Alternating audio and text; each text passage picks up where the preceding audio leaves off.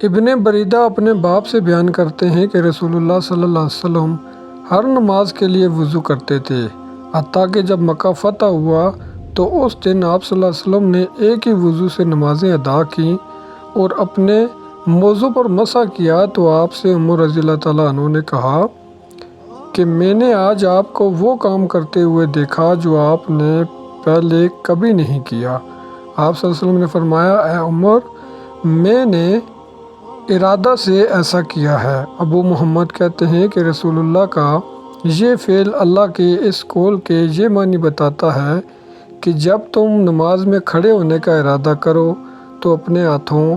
اور چہروں کو دھو لیا کرو۔ یہ حکم ہر بے وضو کے لیے ہے، پاک کے لیے نہیں ہے، اور اسی سے نبی صلی اللہ علیہ وسلم کا فرمان ہے، بے وضو ہو جانے سے ہی وضو لازم ہے۔ انس بن مالک رضی اللہ تعالیٰ عنہ بیان کرتے ہیں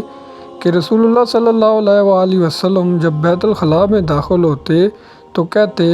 اللہم انی اعوذ بک من الخبث والخبائث، اے اللہ میں خبیث جنوں اور جن زادیوں سے تیری پناہ چاہتا ہوں۔